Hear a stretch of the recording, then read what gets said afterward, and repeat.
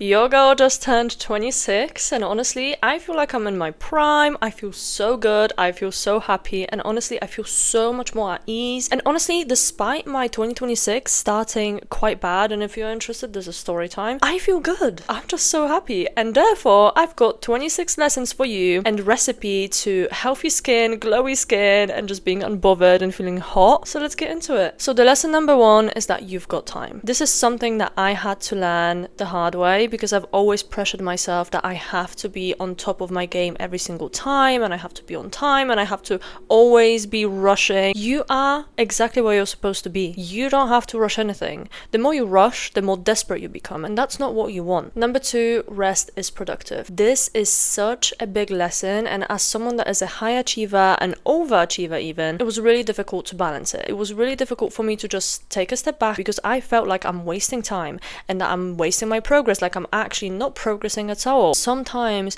it's your body's way of telling you that it needs a break. So even when you're in a slump, like for example, I am in a slump right now. It's taken me so much longer to sit down and record this video than normally, but you know what, I did it anyway, and that's what matters. I needed that time. I need that time to get back into my routine, and that's okay because my body has been tired. I've been through a little bit in the start of 2026, so I allow myself for that. So don't be harsh on yourself. Rest is productive. You can't be fully yourself. You can't be showing up at your 100% if your battery is constantly at 20. Number 3, if a man is interested in you, he will show it without any excuses. If he treats you like an option, however, he will not show that. That's all you need to know. It's so easy to tell when a man is interested in you. I'm not saying that every single person that you meet has to be obsessed with you from day one, because again, everyone has to meet each other. You know what I mean? Like, you do have to get to know the person and see if you like them. But if someone treats you like an option, you will know. Don't fall for potential. Don't pray for them to suddenly like you and choose you. They will not. If a man is interested, he will show up. If he's not showing up, that's your answer. Move on, babe. Don't waste your time. Number 4, your gut feeling can be wrong at times, but it's there to keep you alert and protect you. So don't ignore it for potential. That's what I did, by the way.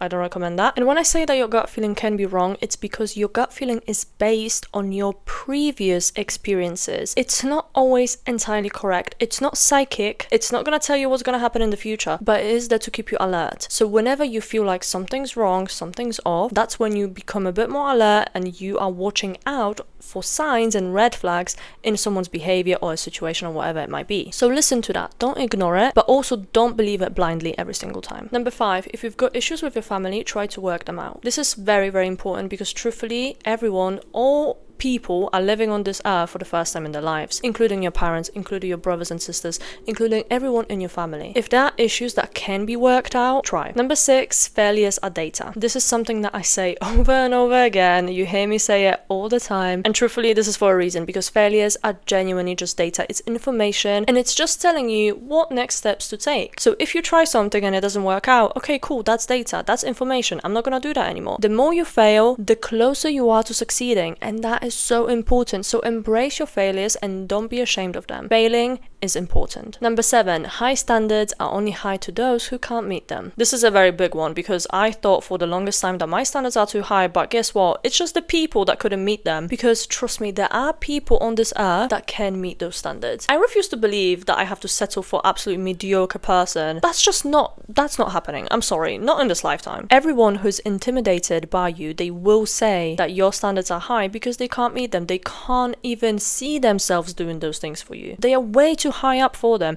They want you to lower your standards so they can get in. They can get that access. Don't let random people into your life, period. Number 8, life happens for you, not to you. Biggest one of all, I've learned since I was in a victim mentality for a very long time. I thought that life is just unfair, and that's just how it is, and I have to accept it. But guess what? That's not how it is, okay? That's not how it is. The way you respond to things that happen in your life is fully on you. Meaning, life can be happening for you or it can be happening to you, and you choose which option suits you best. You're never gonna heal if you think that everyone and everything is against you. Number 9, having your finances sorted in your 20s is incredibly important. I've been opening up about my finances online since 2026 started, but I did open up here and there in 2025 as well. One thing that I opened up about is that I have no savings. I'm 26 right now and I have no savings. I am taking steps to change that, but obviously when I compare myself to people that I know, I feel incredibly behind in life because suddenly I'm like, oh yeah, in case something happens,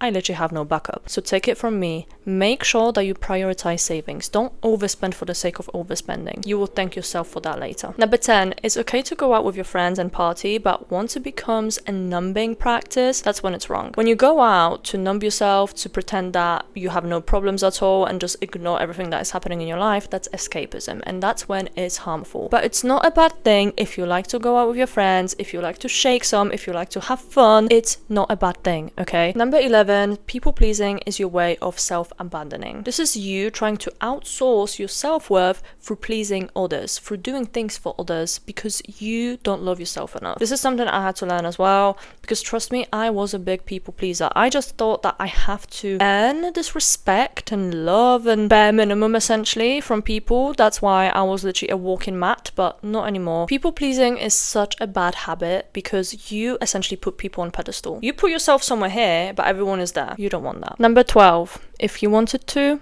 he would. No comments here. Number 13, everything happens for a reason. You might not see it now, but you will understand it soon. And trust me, when you understand it, you understand it. It will make a lot more sense. Number 14, you are responsible for your own healing. And this doesn't take away from the severity of your traumas and wounds that you've been through. However, the way you progress from that is on you. And I know that it sounds unfair. I know it sounds like, why am I paying the price for something that someone did to me? I didn't ask for it. Unfortunately, there's a lot of people on this earth that hurt other people, but ultimately what we do with it is our choice. You don't want to become bitter because you've been hurt before. You don't want to be them. You want to be a better person. So your healing is your responsibility. Number 15, no one is coming to save you. Very important, and I think it ties very nicely to number 14. You have to be there for yourself. People can be telling you all sorts of things. Therapists can be telling you all sorts of things, but if you refuse to apply that and actually work, nothing's gonna change. Number 16, life is genuinely too short to take everything personally. Honestly, it's not even that deep. Genuinely, don't take things so personally. If something happens, just move on, ignore it. You can cry about it for a couple of days, but don't drain yourself in this whole sadness and moping because there's no point. Don't waste your time on people that weren't your target audience anyway. Simple as. Number 17, people project and their opinions are almost never about you. Trust me when I say this, a lot of people just project because they look at you and they see themselves in you, or they see something that they want, but they know that they can't have because of how they are currently, so they will project. So my advice is, don't take it personally. The way they talk about you says more about them than you. Number 18, we have a very limited time on this earth, so invest in those experiences. Invest in those memories. Go to those places that you want to see. Go and get that expensive meal if you want. Do whatever you want because the time that we have on this earth is genuinely really, really short. Number 19, boundaries are a form of self-respect. Do not shrink yourself to be good to others. If someone can't meet your boundaries and can't respect them, they are out of your life. Simple as that. Number 20, if people want you to act smaller, they ain't your crowd, girl. If someone wants you to shrink yourself because they can't handle you, that means that they are just not your target audience, okay? They are not the people that you want to be hanging out with. And it's okay, because you are not here to be liked by everybody, are you? Number 21, everything is cringe until it's not. Post that video, apply for that job, go into that interview, because it's cringe until it's not. It's cringe until it works. And then suddenly everyone wants that. Number 22, not everybody that wrongs you has a malicious intent. Sometimes you guys just don't get along. Sometimes it's just not a match. And just because it doesn't work out and there's miscommunication, misunderstanding, doesn't make that other person a villain either. Sometimes it just doesn't work out and it's okay. Not everybody has to be villainized. Not everybody has to be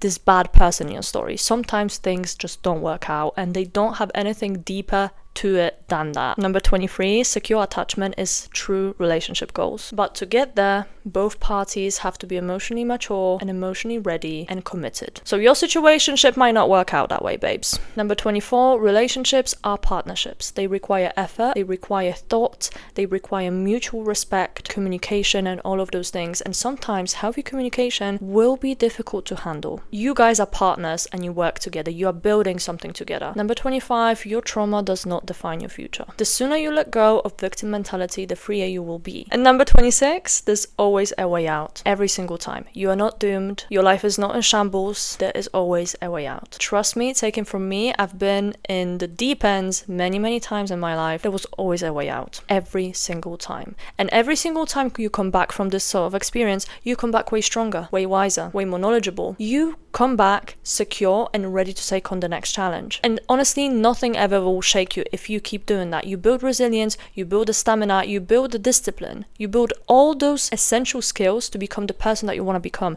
to have the success that you want to have. Anyway, I hope those lessons gave you some sort of inspiration. Maybe they gave you some sort of reassurance as well. Let me know if that was motivating. Let me know what you thought, because this was, honestly, I absolutely loved recording this because it was a big reflection for me as well. Being 26 feels absolutely amazing. So I hope that those lessons will help you feel the same way. And if you are under 26 or in your early 20s, or even maybe before you turning 20, I hope that this video gave you some sort of life advice, because this is something that I wish I heard when I was 19. But anyway, all of my social medias are down below, and everything else, including my podcast, Main Character Frequency, everything is linked in the description box. But other than that, thank you so much for watching, and I will see you in the next one. Bye for now.